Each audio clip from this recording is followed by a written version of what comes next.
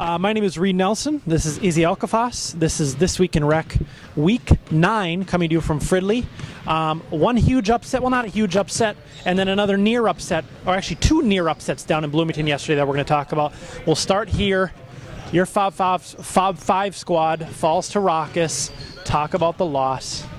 I played, it was probably the worst game I've ever played in my life. It's 100% my fault. They played well. Stephen Ellis had a really good, quiet game. I think he was the X factor in that game today. Marcus was, of course, Marcus. He made clutch free throws. But at the end of the day, I was playing and I played like crap. And I would say it's 99.9% my fault, maybe 100 if you got the right critic. If Marcus Marshall was to decide, he would say it was 100% my fault. Do you think Tommy Franklin's one of the most underrated players in Rec? No, Tommy's good. Tommy's good, but he's not the most underrated player. He'll get out of control sometimes, and sometimes he plays with his head down, but he's a really good player. I just don't think he's the most underrated player. Okay, so now Raucous most likely is going to find themselves in front of the Fob 5 come seeding time. What are your predictions for both of those teams? It depends on who they play. It's all matchups, especially with the Fob 5. It really depends on the matchups we get. With Raucous, they could lose to a bad team and they could beat a really good team because they rely solely on Marcus, and the rest of their guys will sporadically get some shots here and there. What seed do you predict both teams to be at? I predict the Fob 5 to be at 7 or 8, and I predict the Raucous to be at 6. Okay, a couple of near big upsets yesterday in Bloomington. We'll start with a game I actually didn't see. The Sock Thumpers narrowly escaping the Muskies. What are your thoughts on that game? You know, I wasn't watching because I was watching the Rebels Pelicans down the stretch. I just looked up and I noticed it was like a 3-point game. Just hearing about it, it looked like Muskies had a couple chances to take the lead or either tie it, and they just couldn't execute. And that's what happens when you have a team that's less talented than the team that they're trying to catch. It's, you know, 1 or 2 possessions will lead into a turnover or a bad shot, and those good teams can ice the game that way. So I think it definitely puts them in the discussion. You know, I have them over a couple teams, but at this point I'm probably going to be outnumbered with the Muskies. I don't think they'll make it. However, I probably have them either 20 or 21. They forced RJ Shea into 0 for 11 shooting yesterday, so I'm sure he doesn't want me to mention that. That's right. Okay, the other near upset was Pelicans lost to the Rebels by 3. Justin Monska, last second shot with 3 seconds left. This probably doesn't change the Rebels' #1 seed, does it? No, I think there might be a committee member or two that put the Gorillas ahead of them, but you know, they won the tiebreaker, and I have the Rebels ahead of the Gorillas. They've earned it. That game yesterday was kind of interesting. I don't know. At this point, I think I don't want to call out what kills them, but 2-3 zone kills them. Somebody asked me before the game what I thought Pelicans should run, and I said 2-3 zone, and it worked. And I think that might be something that teams will implement because the Rebels just don't have that catch and shoot player that's going to knock down every shot. They're just not going to have. They don't have that guy. Is there or is there such thing as a good loss? And if there is a good loss, was that a good loss for the Pelicans yesterday? Oh, absolutely, there's a good loss. Muskies had a good loss. The Pelicans had a good loss. I even think the Broncos lost by 11 to the Red Devils is a good loss.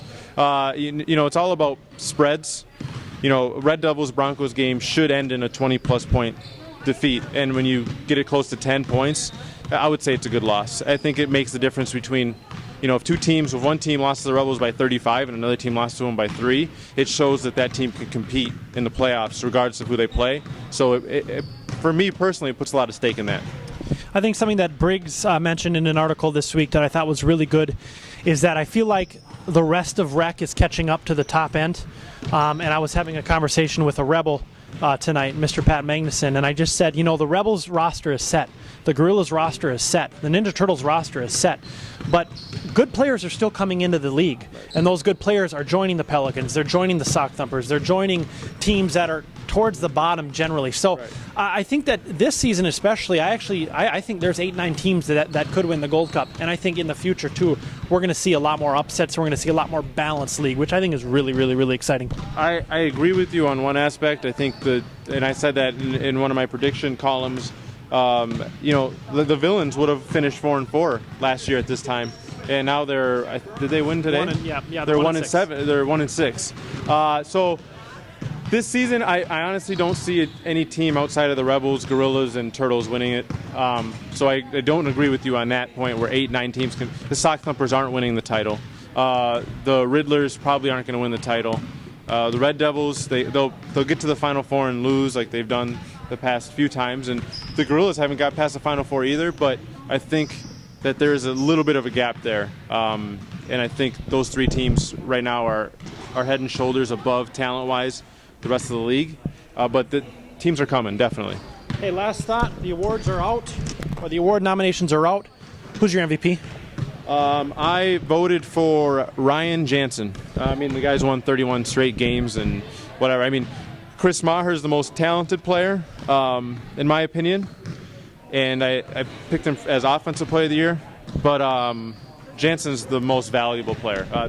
His teams either win or lose without him, and I know some of the players get mad at that because they think that they can win without him. But his track record's incredible. Well, Briggs said September 12th was the last time he lost a game. I agree, 100%. Ryan Jansen is the MVP. I would also give him the most outstanding defensive player. Two interesting ones are going to be most outstanding offensive player, Robert Broughton of the Broncos, Sam Halverson of the Blue Chips, Zhao Li of the Bulls South and the North Stars, Chris Maher of the Gorillas and North Stars, Brian Marmol of the Gorillas and Ninja Turtles, Marcus Marshall of Raucus, Alex Michaels of Durant Jemima, Ryan Samuelson of St. Paul Turtles, RJ Shea of the Sock Thumpers, Mike Wiskus of Bulls North. I'd say Chris Maher's probably in the lead, but I would not count out both Mike Wiskus and Marcus Marshall. What are your thoughts on those three? It hurt. Here's the problem. It hurts Marcus and it hurts Wiskus because they only play in one league.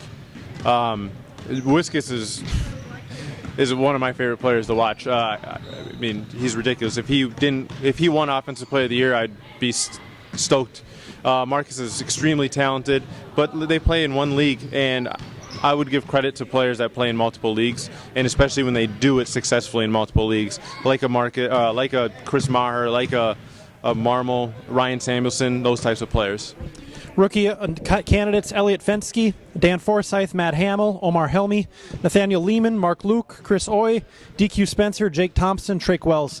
My vote's probably going to go to either Jake Thompson, maybe Matt Hamill, but I'd say Jake Thompson right now. He's just killing it from the perimeter. Yeah, here's the deal. Each one of the guys you named off does something well.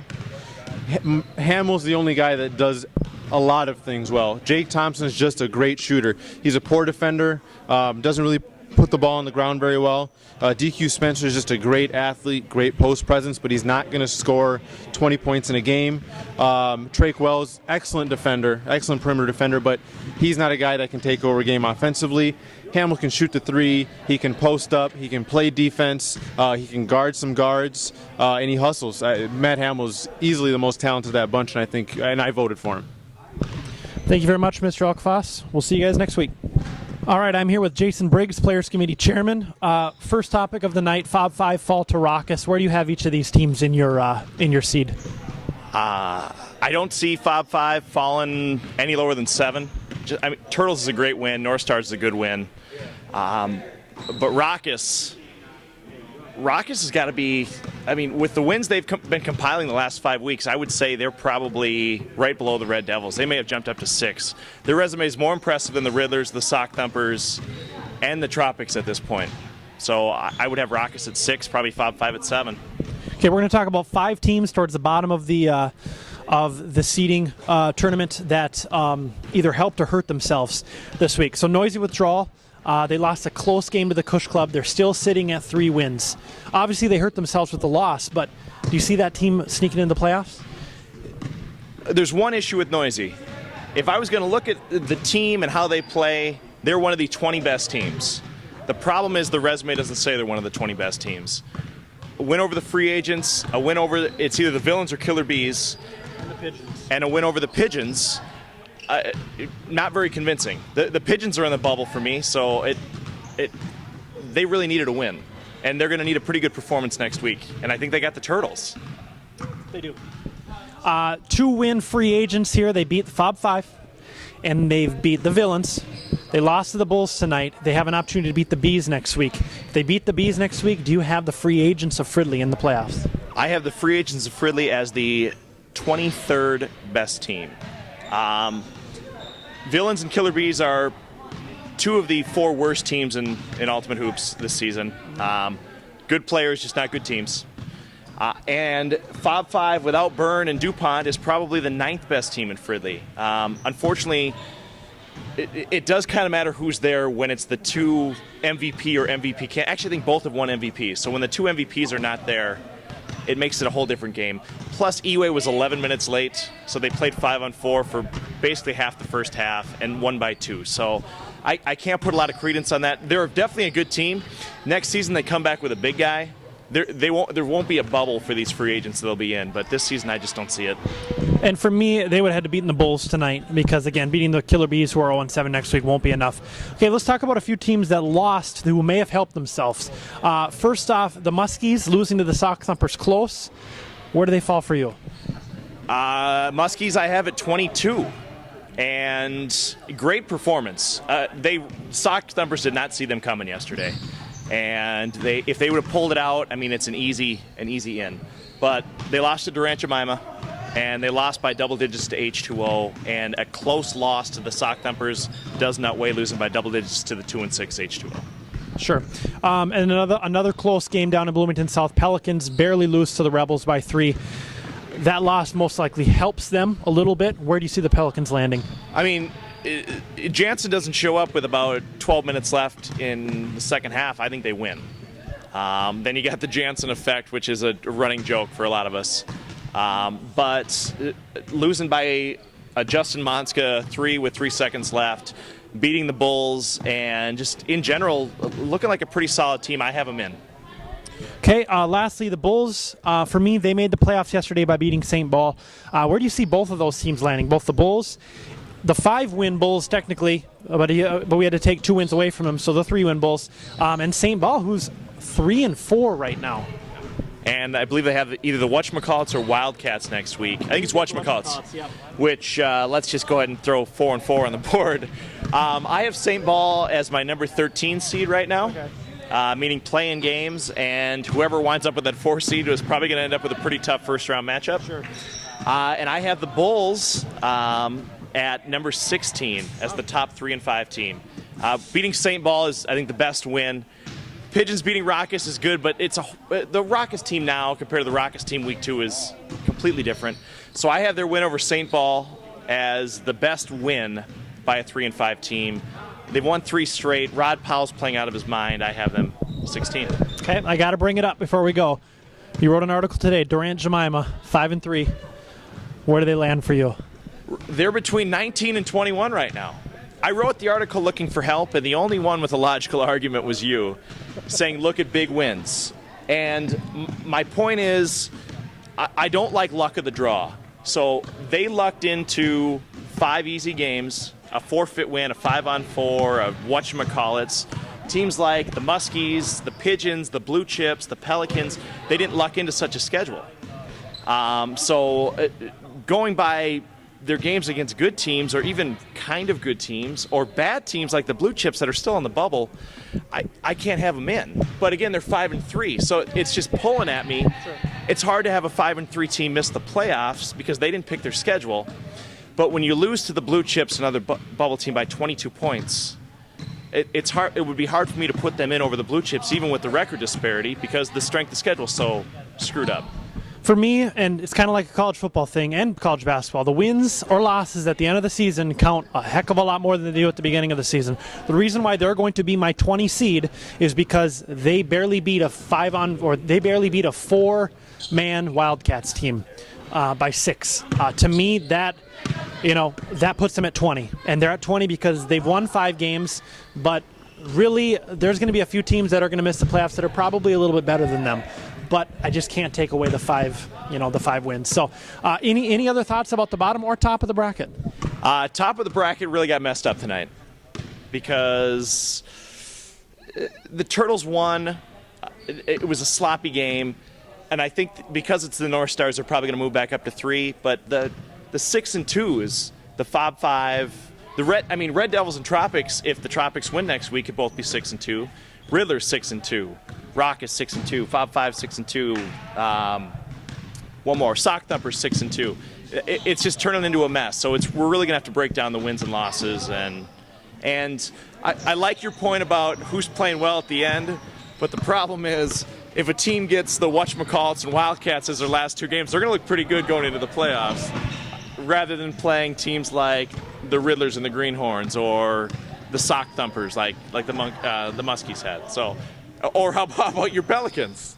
Tough little run of the Greenhorns, the Sock Thumpers, and Rebels. So do I go 3 losses, even though one was close, and say, you guys, that was a bad streak. Sorry, luck of the draw. You didn't get whatchamacallits the last game, so you look rough going in. So. It's going to be next Thursday. I think we're going to be here till 2:30 in the morning, figuring out both the top of the bracket and the bottom of the bracket. I think there's going to be three 3-win teams. I predict that are going to be out. I believe. I'd have to look at it again, but or 1 5-3 team. 1 5-3 team. We don't know what's happened yet. I'm going to go ahead and say that Durant Jemima is going to make it. Just talking to a few of the committee members, I feel like they're going to be in, but we'll see. Who knows? Hey, one last point for Ultimate Hoops. The vast majority of the time in that seating meeting is not Rebels or Gorillas. What better matchup can we get? No. We spent an hour last year on the 20th team. Yeah. So for people who don't think they have a voice in that room or don't think we care, we spend a lot more times on the questionable teams than we ever do on the top teams. It's the top is generally pretty easy. So, all right, thank you. We'll see you next week, recapping the seating meeting. I suppose it'll be. So, all right, thank you very much.